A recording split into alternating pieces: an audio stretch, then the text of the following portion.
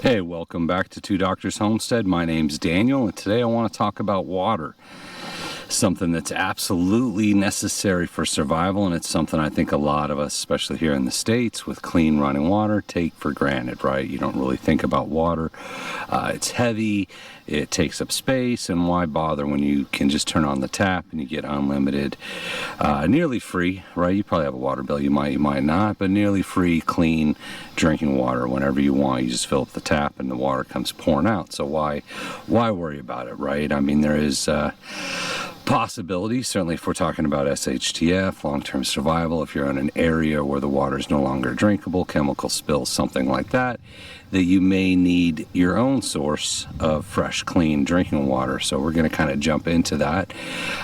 Some options in terms of filtration, storage, purification, and try to hit the whole gambit and just kind of have that conversation about water, right? How much water should you have stored? So if we look at FEMA and also University of Utah are saying 2 weeks. 2 weeks minimum water stored per person, and generally that works out to about a gallon per day. So National Academy of Sciences says 3.7 liters per day for men, 2.7 liters per day for women. It's 3.785 liters per gallon, so that works out to about a gallon a day per person. So if you're talking about a 2-week water supply for one person, that's 14 gallons. Two people's 28 gallons, right? So if you look at it now, if you go to store water now, it's about 100 degrees out here. The shade from the tree hasn't quite kicked in yet, so it's getting a little bit hot. But that's just how it is out here in Texas, right? We're in the shade, we're under the tree. So let's talk about free options first, right? There's a lot of fancy water filters and purifiers and whatnot we can look at and we can talk about, but now is a good time to think about some of the free options for water storage, right? So your water heater, first thing, if you have a standard water heater, if you're bugging in, if you're in an SHTF situation, your water heater generally is going to hold about 50 gallons of water. There's bigger ones and smaller ones, but don't forget that resource is there. I think it's easy to take for granted, once again, 50 gallons of water in your water heater. So if something happens, your first thing might be to to tap into that resource early, get the water out of the water heater so it doesn't accidentally go through the pipes, right, and store that aside. 50 gallons, that's, what would we say, 2 weeks worth of water for two people is 50 gallons right there in your water heater. Also, clean and reuse existing bottles. So if you drink a lot of soda or you get the 2-liter bottles a lot, you can clean those out and reuse them without spending additional money, right? It's free if you already had the 2-liter bottles. Clean them out and use them, and we'll kind of talk about that. Another option that we've talked about before, mason jars. If you got a lot of mason jars, once they're empty, you can fill them up with water, and that can become your backup water supply or your backup water supply. But take advantage of the space you have in existing containers. It's essentially free at that point. You've already bought the mason jar. Maybe you've already used the mason jar, right? So you want to take advantage of that space. Something I saw recently that I hadn't even thought about before is Mylar bags. I haven't tried to store water in Mylar bags, but apparently that's a thing. You can store water in Mylar bags. As long as it's sealed properly, it should be able to hold the water. So you think about a 5-gallon Mylar bag, I'd be thinking put 20 pounds of rice in it, 14 pounds of oatmeal, but apparently you can fill them up with water as well, right? You get a good seal, it shouldn't leak, and then you've got protection from the air and the light, the sunlight, obviously the air, but the sunlight and whatnot. So those are things to think about. Cheap, free, easy options that you already have, right, available to you to build up a small stash or large stash of water so you have it available in case of a disaster or if anything bad happens, right? In terms of storing the water that you've, in those containers of water you've gathered yourself, according to the Department of Environmental Quality Division of Drinking Water, and this is Utah, water stored in thoroughly clean plastic or glass containers can be chemically disinfected for long-term storage by treating each gallon with 4 to 5 drops of unscented liquid chlorine bleach, Clorox or Purex type bleaches containing 4 to 6% sodium hypochlorite. So you can treat it yourselves. Looks like 4 to 5 drops of unscented liquid chlorine bleach. That'll keep the water cleaner. Sorry, got some wasps flying around me right now. I guess they want the tree. This is my tree. We're going to stick with it. And it's generally a good idea to rotate your stored water every 6 months. So that should be your first thing, right? Take advantage of the free, abundant, cheap water. Reuse containers you might have available, clean them thoroughly, treat it with bleach, reuse your mason jars, right? And maybe even if you have extra Mylar bags, you could try it out. I have not tried that before. I said I just saw that. I'm thinking that's probably a good idea. That might actually work pretty well to use your spare Mylar bags that you haven't used for food.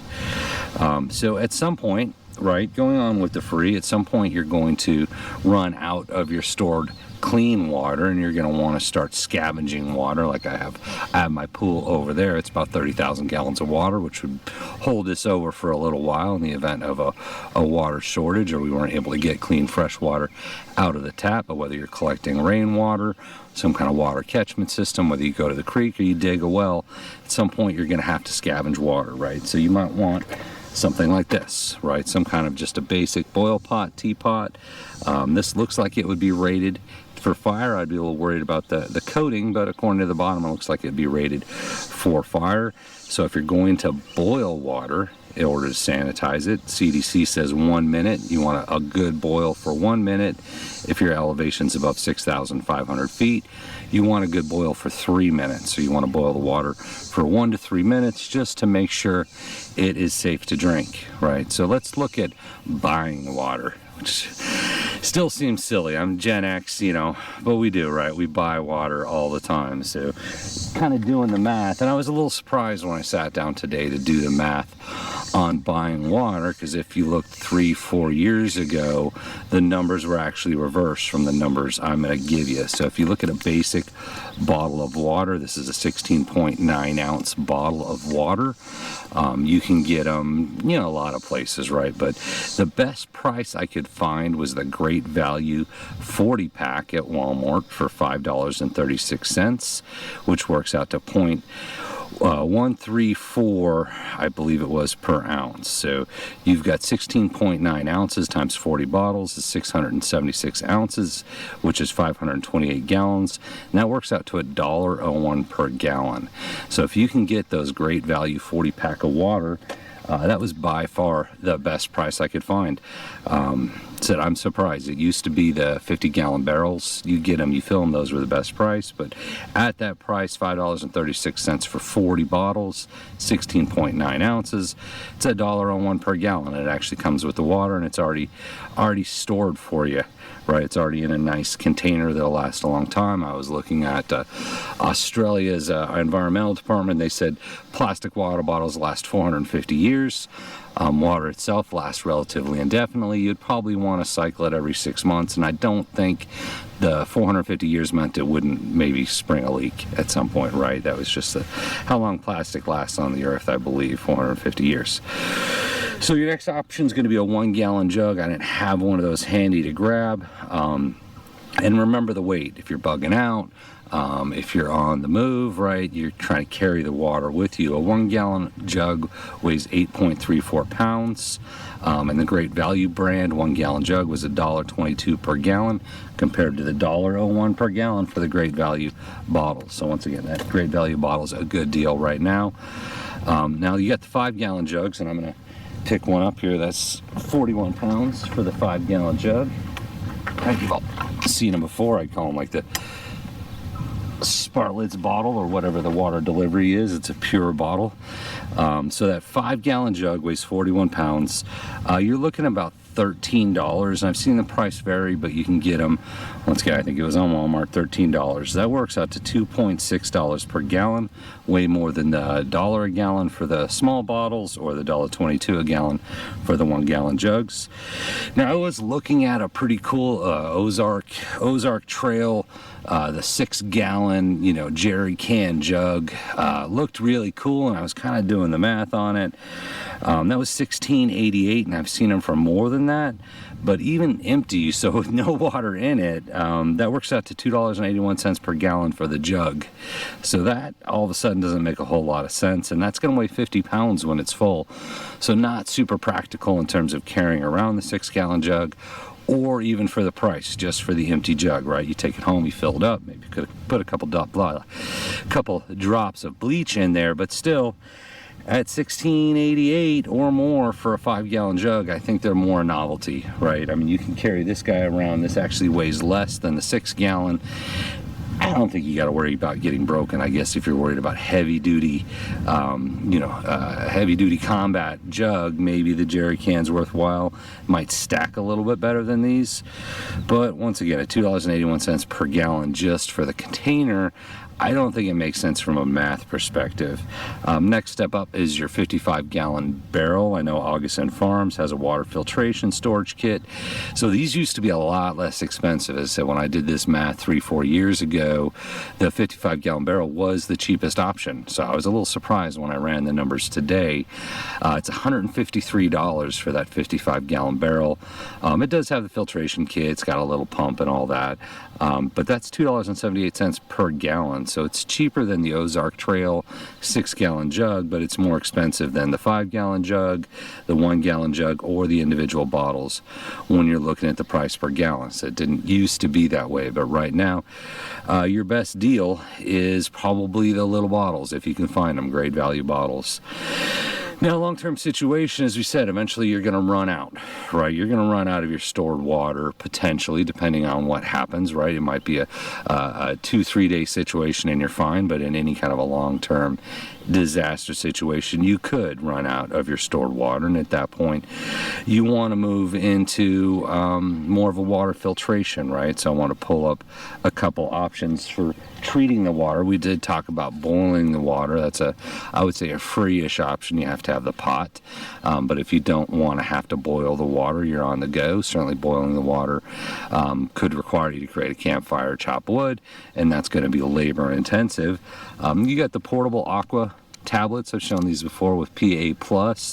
So this does 25 quarts. It's 2 tablets to a quart.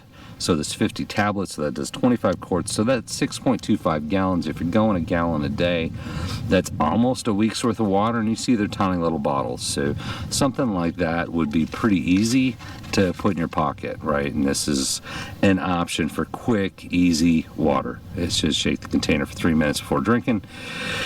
So there's something to think about. I don't think these are very expensive. I don't want to quote the price necessarily because you know this stuff keeps going up in price all the time. But if you want just a quick and easy way to treat your water on the go, something like this might be an option. Looking at some other water filter options.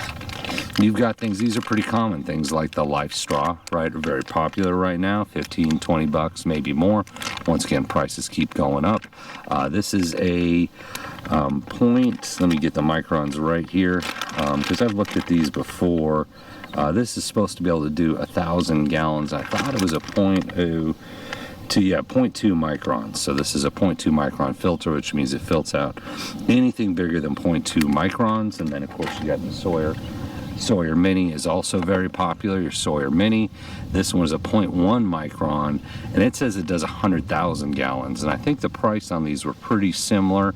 I believe the Life Straw is still more popular, maybe not, but the Sawyer claims to do 100 times as much water in terms of filter capability, and it's a 0.1 micron instead of 0.2, so it's actually a finer filter. However, as I said, I think the Life Straw may be more popular, maybe not. Maybe people are catching on. I'm nothing against Life Straw, but just looking at what the product says it can do, I think the Sawyer seems to be a superior product. Maybe people like the idea of just having the straw.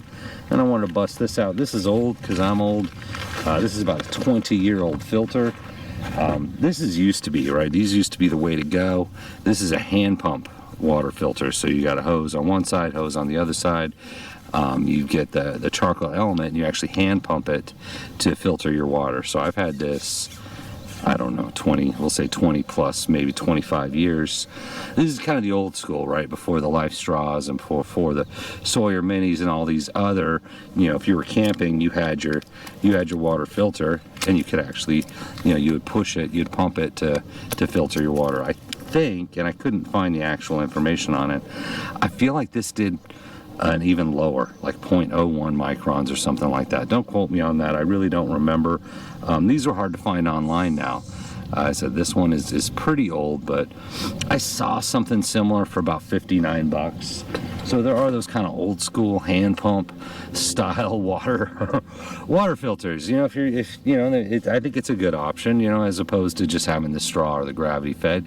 You can also look at things like a Berkey. What was it? The Berkey could be 400 plus, maybe something like that, depending on what you get or what kind of deals you can get. Always look for the deals and the sales. So I hope that helps, right? Water is important. You should have some in reserve, no matter what, whether you're a doomsday prepper, whether you're worried about Shtf, or you just think it might have a water shortage. I know some areas have them very frequently. Where my parents live, they get them all the time. They get the boil water warnings all the time. So it may depend on where you live, but it's certainly not a bad idea. CDC recommends it. Utah recommends it. Have at least some water, whether that's 2 weeks or a couple months, right? Water is heavy. Water takes up a lot of space, but water is also life. You're not going to get very far without water. So thank you for watching. I hope that's helpful. We appreciate you.